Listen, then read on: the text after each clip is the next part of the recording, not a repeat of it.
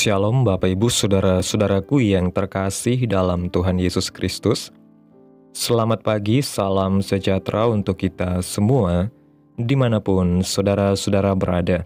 Selamat berjumpa kembali di Renungan Kristen pada pagi hari ini. Kiranya saudara semua dalam keadaan sehat selalu, dan semoga damai dan sukacita oleh Roh Kudus melimpah dalam hati dan kehidupan saudara semua. Sebelum kita mendengarkan renungan firman Tuhan pada pagi hari ini, mari terlebih dahulu kita berdoa. Bapa kami yang ajaib dan mulia, Bapa yang kudus dan kekal, Allah yang mulia dan ajaib, Bapa yang kami sembah, di dalam nama Tuhan Yesus Kristus. Kami mengucap syukur ya Bapa, oleh karena anugerah-Mu di sepanjang hidup kami. Hingga pada hari ini, kami boleh ada sebagaimana kami ada. Semua karena berkat dan anugerah Tuhan dalam kehidupan kami. Pada pagi hari ini ya Tuhan, kami akan mendengarkan firman-Mu. Berbicaralah ya Tuhan, jamah hati kami. Berikan kami pengertian untuk dapat memahami firman-Mu. Dan ajar kami untuk dapat melakukan setiap firman-Mu di dalam setiap kehidupan kami. Berfirmanlah ya Tuhan, kami sudah siap mendengarkan firman-Mu. Di dalam nama Tuhan Yesus kami berdoa. Amin. Bapak Ibu Saudaraku yang terkasih, ayat renungan kita pada pagi hari ini terdapat di dalam kitab 2 Raja-Raja pasal 4, ayat 1-7 yang berkata demikian. Salah seorang dari istri-istri para nabi mengadukan halnya kepada Elisa sambil berseru, "Hamba-Mu, suamiku sudah mati, dan engkau ini tahu bahwa hamba-Mu itu takut akan Tuhan. Tetapi sekarang penagih hutang sudah datang untuk mengambil kedua orang anakku menjadi budaknya." Jawab Elisa kepadanya, "Apakah yang dapat kuperbuat bagimu?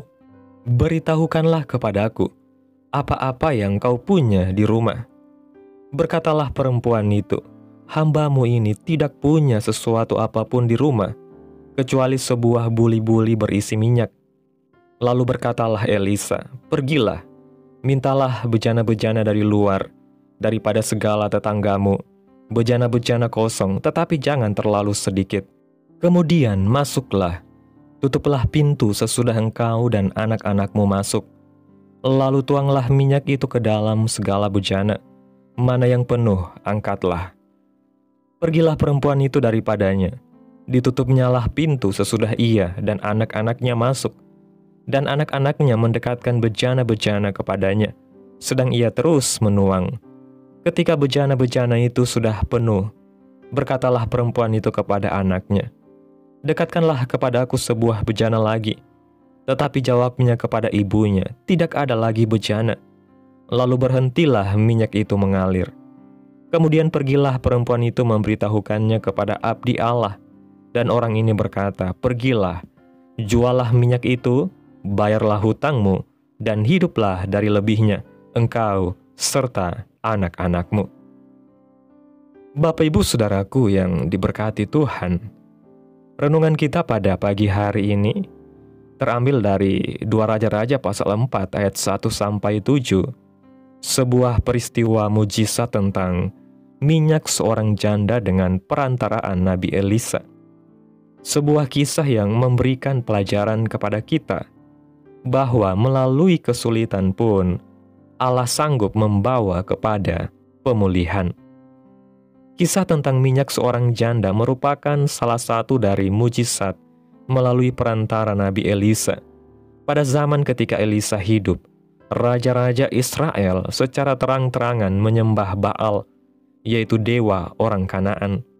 Sepertinya penulis kitab 2 Raja-Raja sengaja menyelipkan kisah mujizat ini di antara kisah sejarah raja-raja Israel dan Yehuda yang telah melakukan pemberontakan kepada Allah, alias menyimpang dan tidak setia lagi.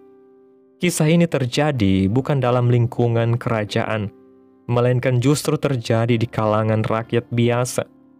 Agaknya salah satu mujizat ini dituliskan untuk menunjukkan kepada rakyat pada waktu itu bahwa saat umat Allah setia kepada Allah, maka akan mendapatkan berkat, dan sebaliknya jika tidak setia kepada Allah, maka akan mendapat hukuman, seperti yang telah dilakukan raja-raja mereka.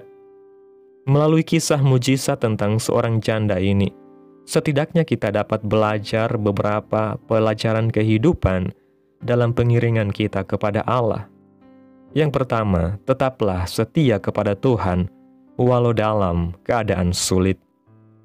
Dalam ayat 1 dikatakan bahwa salah seorang dari istri-istri para nabi mengadukan halnya kepada Elisa sambil berseru, "Hambamu, suamiku, sudah mati dan engkau ini tahu bahwa hambamu itu takut akan Tuhan. Tetapi sekarang penagih hutang sudah datang untuk mengambil kedua orang anakku menjadi budaknya." Dapat disimpulkan bahwa keluarga ini merupakan keluarga yang taat beribadah kepada Tuhan. Tetapi kemudian kondisinya yang buruk dijelaskan bahwa suaminya telah meninggalkan dua anak lelaki yang masih muda tanpa harta yang dapat diandalkan oleh keluarganya. Tak lama lagi anak-anaknya akan dijadikan budak karena tidak dapat membayar hutang, dan perempuan ini merasa putus asa melihat keadaan keluarganya. Keluarga ini membuat keputusan yang tepat, yaitu dengan tetap setia beribadah kepada Allah dan datang kepada Elisa untuk meminta petunjuk dari Allah. Hal yang bertolak belakang jika para raja-raja Israel berpaling kepada Allah lain. Keadaan sulit dapat menimpa semua orang, tetapi apakah pada saat-saat yang sulit itu kita dapat setia mengikut Tuhan, atau justru berpaling kepada Tuhan yang lain? Tuhan tidak menjanjikan bahwa langit selalu terang, tetapi berbahagialah orang yang tetap bertahan dan masih hidup takut akan Tuhan dalam kondisi yang sulit. Tuhan kita, Tuhan Yesus adalah Tuhan yang setia. Mari kiranya kita tetap setia dalam kondisi yang terburuk sekalipun dalam kehidupan ini.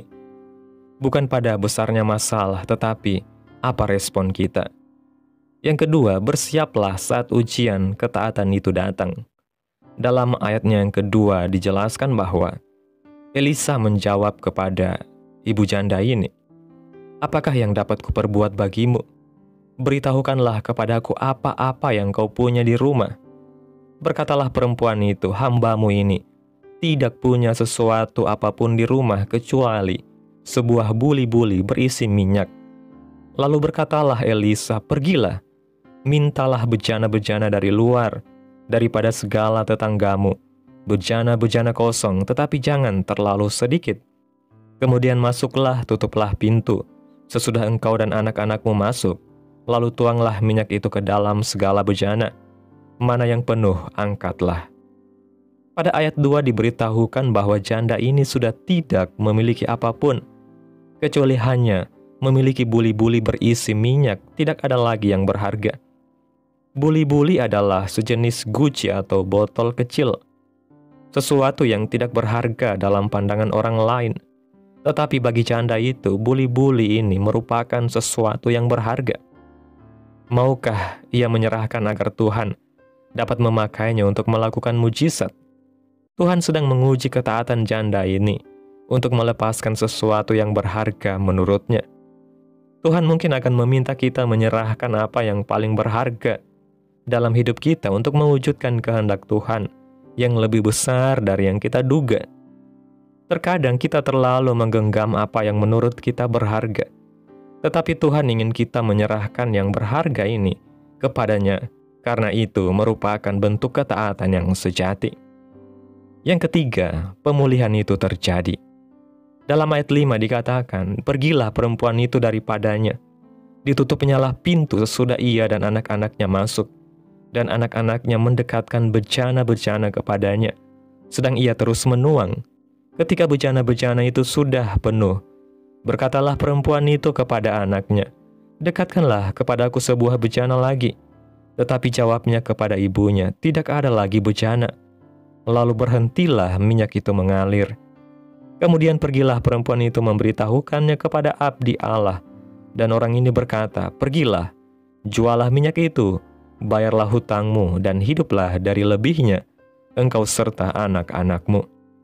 Bejana-bejana yang dipinjam dari ibu janda ini terisi penuh mengalir dari buli-buli minyak dan tidak dapat menampung lagi. Mujizat ini terjadi karena keluarga janda ini hidup takut akan Tuhan. Dan hal ini sudah dibuktikan dengan ketaatannya melakukan apa yang diperintahkan Elisa. Minyak itu mengalir seperti tidak ada habisnya bagi janda ini. Pada ayat 7 kita dapat mengetahui akhirnya, melalui mujizat ini maka kondisi keluarga janda ini dapat mengalami pemulihan. Bukan pemulihan yang biasa saja, melainkan pemulihan yang sempurna dari Tuhan bagi umat yang setia kepadanya. Tuhan sanggup melakukan pemulihan dari setiap kesulitan hidup yang kita alami. Mujizat itu tetap ada bagi orang yang hidup takut akan Tuhan. Berkat-Nya akan mengalir tiada henti bagi umat yang dikasihinya. Dalam keadaan damai dan makmur, mudah sekali mengatakan percayalah kepada Tuhan. Tetapi ketika kegelapan menimpa dan jalan keluar tidak ada, mampukah kita mengulangi kalimat ini? Akankah kita tetap setia dan menantikan kehendak Tuhan ketika di masa-masa pengujian janjinya tampak keliru dan tidak digenapi? Kita harus mampu bertahan dalam hidup takut akan Tuhan. Tuhan bekerja dengan cara-caranya yang ajaib, yang mampu memulihkan kehidupan kita. Tuhan tetap menyertai umat-Nya yang setia kepadanya. Ketika mujizat terjadi, didahului sebuah kesetiaan dan ketaatan kita kepada Allah. Allah ingin menunjukkan bahwa ketika mujizat itu terjadi, maka bukan karena perbuatan dan apa yang berharga yang kita punya, tetapi semata-mata karena Allah. Bapak Ibu Saudaraku yang diberkati Tuhan, kisah janda dan buli-buli minyak ini mengingatkan kita bahwa mujizat Tuhan seringkali dimulai dari sesuatu yang kelihatan kecil, sederhana, bahkan sepele dalam pandangan manusia. Namun di tangan Tuhan hal ini menjadi sarana pemulihan yang luar biasa. Tuhan tidak meminta janda ini untuk membawa sesuatu yang besar atau sesuatu yang dia tidak punya, melainkan apa yang ada padanya saat itu, yaitu sebuah buli-buli minyak kecil. Disinilah kita belajar bahwa Tuhan tidak menuntut kita untuk mempersembahkan sesuatu di luar kemampuan kita, melainkan Ia meminta kesediaan hati kita untuk mempercayai Tuhan dan taat kepada perintah Tuhan. Sekecil apapun yang kita miliki, mungkin dalam hidup kita sekarang, kita merasa sudah tidak punya apa-apa lagi, tidak ada kekuatan, tidak ada sumber daya, tidak ada jalan keluar. Tetapi Tuhan ingin menunjukkan bahwa justru di titik nol inilah kuasa-Nya dinyatakan paling nyata, dan dari yang sedikit ini, Dia mampu melipat gandakan menjadi lebih dari cukup. Janda ini harus melibatkan anak-anaknya dalam proses mujizat ini. Dan ini berarti pemulihan Tuhan bukan hanya untuk dirinya sendiri, tetapi juga bagi keluarganya. Demikian pula ketika kita taat dan setia. Bukan hanya kita yang merasakan berkat dan pemulihan, melainkan juga orang-orang di sekitar kita. Ketaatan selalu membuka pintu mujizat, dan mujizat yang datang dari Tuhan tidak hanya sekedar menutup kekurangan, tetapi membawa kelimpahan yang menopang hidup ke depan. Lihatlah bagaimana Tuhan tidak hanya melunasi utang janda ini, tetapi juga menyediakan sumber kehidupan untuk masa depan keluarganya. Jadi marilah kita belajar untuk tetap setia, menyerahkan apa yang kita punya, meskipun terlihat sedikit, sebab di tangan Tuhan yang sedikit itu bisa menjadi jalan keluar dan berkat yang melimpah. Jangan pernah meremehkan hal kecil yang kita miliki ketika kita serahkan kepada Tuhan, karena tangan Tuhan sanggup mengubah kesulitan menjadi pemulihan, air mata menjadi sukacita, dan kebuntuan menjadi pintu terbuka menuju masa depan yang penuh harapan. Amin. Tuhan Yesus memberkati. Demikianlah renungan firman Tuhan pada pagi hari ini. Biarlah menjadi berkat bagi kita semua dan dapat kita lakukan di dalam setiap kehidupan kita. Pada hari ini, sebelum kita memulai segala aktivitas kita di hari ini, mari kita berdoa. Bapa kami yang ajaib dan mulia, Engkau Allah yang kudus dan kekal, Bapa di dalam kerajaan sorga yang kami tinggikan dan kami agungkan, di dalam nama Tuhan Yesus Kristus. Kami bersyukur Tuhan atas pertolongan-Mu dan penyertaan-Mu, serta atas berkat-Mu dalam hidup kami. Kami berbahagia dan bersyukur atas kebaikan Tuhan dalam hidup kami. Tak berkesudahan kasih setia Tuhan, tak habis-habisnya rahmat-Mu. Selalu baru tiap pagi, besar kesetiaan-Mu Tuhan dalam kehidupan kami. Terima kasih Tuhan Yesus buat firman-Mu pada pagi hari ini. Kami mengucap syukur karena melalui kisah janda dengan buli-buli minyak, Engkau kembali mengingatkan kami bahwa Engkau adalah Allah yang setia, Allah yang sanggup memulihkan hidup kami, bahkan di tengah keadaan yang paling sulit sekalipun. Ajarilah kami untuk tetap setia, untuk tidak berpaling dari-Mu, dan untuk taat menyerahkan apa yang kami punya, meskipun kecil, ke dalam tangan-Mu, sebab kami percaya Engkau sanggup melipat gandakannya dan menjadikannya jalan keluar bagi kehidupan kami. Berikanlah kami hati yang tetap percaya di tengah badai, iman yang bertumbuh di tengah ujian, dan ketaatan yang tidak goyah ketika kami menantikan pertolongan-Mu. Terima kasih Tuhan buat firman-Mu. Biarlah firman-Mu boleh tertanam dalam hati kami masing-masing, dan mampukan kami untuk dapat melakukan firman-Mu sesuai dengan kehendak-Mu. Biarlah perkataan firman-Mu terus menyegarkan jiwa kami, menghidupkan hati yang lemah dan lesu, dan membangkitkan harapan dan kasih. Berkati umat-Mu yang sudah mendengarkan firman-Mu hari ini. Berkati di setiap saat, tempat dan kondisi hidup mereka agar senantiasa selalu merindukan dan membutuhkan firman Tuhan sebagai pelita kebenaran yang memerdekakan dan penghiburan yang menguatkan. Ajarilah kami bahasa firman-Mu dan bimbinglah kami untuk selalu hidup sesuai dengan kehendak-Mu agar kami selalu dekat kepada-Mu. Terima kasih Tuhan Yesus buat kesempatan hidup yang masih Engkau berikan. Kami mau pakai untuk hormat dan kemuliaan bagi nama Tuhan. Segala pergumulan dan persoalan hidup kami serahkan di dalam tangan Tuhan. Engkau yang akan menyelesaikannya bagi kami. Kami hanya berharap kepada-Mu. Hamba berdoa ya Tuhan buat umat-umat-Mu yang sudah mendengarkan renungan firman Tuhan pada pagi hari ini, yang saat ini sedang mengalami sakit penyakit, pergumulan masalah, kebutuhan ekonomi. Kiranya Tuhan jamah kehidupan umat-umat-Mu, sembuhkan sakit penyakit mereka, pulihkan keadaan umat-umat-Mu, memberkati perekonomian mereka, serta Tuhan berikan jalan keluar dalam setiap pergumulan masalah yang umat-umat-Mu sedang hadapi. Dan ajarlah kami ya Tuhan untuk selalu berharap dan terus percaya sepenuhnya hanya kepada Tuhan Yesus. Kiranya Tuhan Yesus terus memberkati kehidupan kami, keluarga kami, sanak saudara kami, daerah tempat tinggal kami, bangsa dan negara kami, pemerintah kami. Biarlah semuanya dalam perlindungan-Mu ya Tuhan, dan jadilah sesuai kehendak-Mu yang terbaik dalam kehidupan kami. Pada hari ini ya Tuhan, kami anak-anak-Mu akan melakukan berbagai aktivitas. Kami akan bekerja dan menjalankan tanggung jawab kami. Kiranya Tuhan yang mampukan. Kami serahkan seluruh rencana dan agenda hari ini ke dalam tangan Tuhan. Biar Tuhan yang berkarya dan biarkan semua rencana sesuai dengan kehendak-Mu. Tutup bungkus kami oleh kuasa darah-Mu. Hindarkan kami dari segala kecelakaan, mara bahaya, sakit penyakit, orang-orang jahat, kuasa-kuasa kegelapan, iblis, bencana-bencana alam, hal-hal yang tidak kami inginkan, Tuhan singkirkan, Tuhan jauhkan, Tuhan hancurkan hanya di dalam nama Yesus.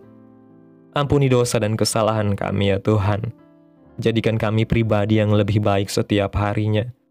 Jagai kehidupan keluarga kami.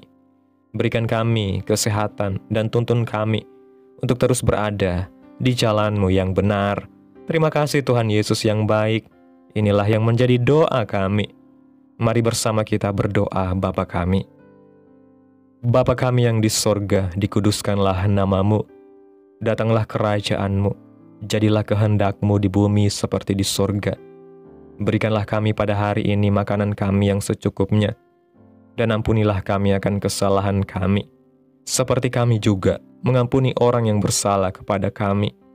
Dan janganlah membawa kami ke dalam pencobaan, tetapi lepaskanlah kami daripada yang jahat, karena Engkaulah yang mempunyai kerajaan, dan kuasa, dan kemuliaan, sampai selama-lamanya. Amin. Terimalah berkat Tuhan. Tuhan memberkati engkau, dan melindungi engkau. Tuhan menyinari engkau dengan wajah-Nya, dan memberi engkau kasih karunia. Tuhan menghadapkan wajah-Nya kepadamu, dan memberi engkau damai sejahtera. Terimalah berkat Tuhan, di dalam nama Tuhan Yesus Kristus.